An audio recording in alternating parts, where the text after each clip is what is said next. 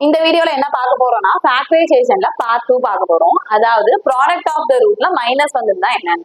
So previous video பார்க்கலன்னா அது பார்த்துட்டு வந்து அடுத்து இந்த வீடியோ ஜாயின் பண்ணிக்கோங்க. ஸோ இந்த கொஸ்டின்ல ஃபர்ஸ்ட் என்ன சொல்லியிருக்காங்கன்னா x² + 2x - 48 = 0. ஸோ இதான் product of the root. So ரெண்டு நம்பர் மல்டிப்ளை பண்ணும்போது எனக்கு -48 இருக்கு. இந்த இடம் மைனஸா இருந்தா கம்பல்சரி ஒரு சிம்பிள் பிளஸ் ஆகும், இன்னொரு சிம்பிள் மைனஸ் ஆகும் தான் இருக்குன்னு அர்த்தம். அப்ப ரெண்டு நம்பரை மல்டிப்ளை பண்ணும்போது எனக்கு 48 வரணும். பிளஸ் மைனஸ் என்ன பண்ணிருக்கோம், சப்ராக்ட் பண்ணிருக்கோம். சப்ராக்ட் பண்ணும்போது எனக்கு என்ன வரணும்னு சொல்லியிருக்காங்க, +2 வரணும்னு சொல்லியிருக்காங்க. இந்த பிளஸ்ஸை விட்டுலாம், 2 வரணும். அப்ப ரெண்டு நம்பரை மல்டிப்ளை பண்ணும்போது 48, சப்ராக்ட் பண்ணும்போது 2. அப்ப 48 எந்தெந்த டேபிள்னா வரும்னு யோசிங்க. அண்ட் சப்ராக்ஷன் 2வா இருக்கு. ஸோ பக்கத்துல இருக்க நம்பர் தான் யோசிங்க. 6 8 ஆர் 48. 6ஐயும் 8ஐயும் மைனஸ் பண்ணா என்ன வந்திருக்கும், 2ன்னு வந்திருக்கும். இப்ப என்ன பண்றோம்னா இங்க எந்த சிம்பிள் இருக்கோ அங்கதான் கிரேட்டர் நம்பரை எழுதணும். அப்ப 8 6ல 8 பெருசு, ஸோ பிளஸ்ல 8 எழுதுறேன். அப்ப மைனஸ்ல 6 எழுதிருக்கும். அப்ப இதோட வேல்யூ x + 8 x - 6 இப்படி சொல்லியிருந்தாலும் கரெக்ட் தான். இல்ல எக்ஸோட வேல்யூ +8 = அங்கிட்டு வந்தா -8, -6 = அங்கிட்டு வந்தா +6 இப்படி சொல்லியிருந்தாலும் கரெக்ட் தான். Same logic. -75 கொடுத்துருக்காங்க. மைனஸ் இருந்தா ஒரு நம்பர் பிளஸ் ஒரு நம்பர் மைனஸ்னு பார்ப்போம். பிளஸும் மைனஸும் என்ன பண்ணிருக்கோம், மைனஸ் பண்ணிருக்கோம். ஸோ சப்ராக்ட் பண்ணியிருந்தா 10 வரணும்னு சொல்றாங்க. அப்ப +10 வரணும்னு சொல்லியிருக்காங்க.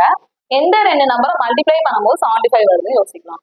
ஸோ 3 × 25 75. ஆனா 3ஐயும் 25ஐயும் மைனஸ் பண்ணியிருந்தா எவ்வளவு வந்திருக்கும், 22 தான் வந்திருக்கும். அப்ப அந்த லாஜிக் கிடையாது. அடுத்து 15ஐயும் 5ஐயும் மல்டிப்ளை பண்ணியிருந்தா 75. அண்ட் 15ல 5 போனா என்ன வந்திருக்கும், 10 வந்திருக்கும். ஸோ இங்க இருக்க சிம்பிள் பிளஸ். ஸோ 15 பிளஸ்லயும் 5 மைனஸ்லயும் எழுதுறேன். அப்ப x + 15 x - 5 இப்படி சொல்லியிருந்தாலும் கரெக்ட் தான். இல்ல எக்ஸோட வேல்யூ +15 = அங்கிட்டு வந்தா -15, -5 = அங்கிட்டு வந்தா +5 வந்திருக்கும். இப்படி சொல்லியிருந்தாலும் கரெக்ட் தான். இப்ப இந்த இடத்துல -72. ஸோ ரெண்டு நம்பர் மல்டிப்ளை பண்ணும்போது 72 வருது.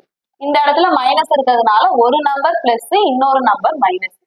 பிளஸ்ஸையும் மைனஸையும் என்ன பண்ணுவோம், சப்ராக்ட் தான் பண்ணிருக்கோம். சப்ராக்ட் பண்ணும்போது இந்த இடத்துல என்ன இருக்கு, y கோஎஃபிஷியன்ட்க்கு முன்னாடி ஒண்ணுமே இல்லை அப்படின்னா அதோட வேல்யூ 1ன்னு இருக்கும். அப்ப -1ன்னு வருது. அப்ப ரெண்டு நம்பரை மல்டிப்ளை பண்ணும்போது எனக்கு 72, சப்ராக்ட் பண்ணா 1. ஸோ அகைன் பக்கத்துல இருக்க நம்பர் தான் யோசிக்கும். 8 9s are 72. 9ல 8 போனா 1. இப்ப கிரேட்டர் நம்பர் சிம்பிள் மைனஸா இருக்குன்னு அர்த்தம். அப்ப 9 தான் கிரேட்டர். சோ 9 இந்த இடத்துல என்ன எழுதிக்கிறோம், 8. அப்ப y + 8 y - 9ன்னு சொல்லியிருந்தாலும் கரெக்ட் தான்.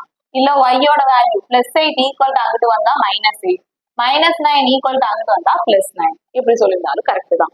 And last one -91.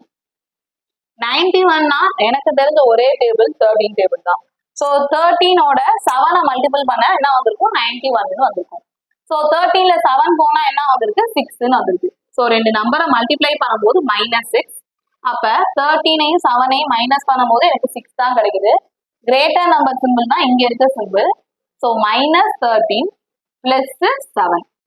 அப்ப y + 7 y - 13 இதுவும் கரெக்ட் தான். இல்ல y-யோட வேல்யூ +7 = அங்கிட்டு வந்தா -7, -13 = அங்கிட்டு வந்தா +13 இதுவும் கரெக்ட் தான். ஸோ இவ்வளவுதான் ப்ராடக்ட் ஆஃப் த ரூட்ல. ஸோ நெக்ஸ்ட் வீடியோல இதுவே இங்க இருக்க நம்பர் 3 டிஜிட் நம்பர்ஸா இருந்துச்சுன்னா எப்படி ட்ரை பண்ணலாம் அப்படிங்கறத நெக்ஸ்ட் வீடியோல பார்க்கலாம். பாய்.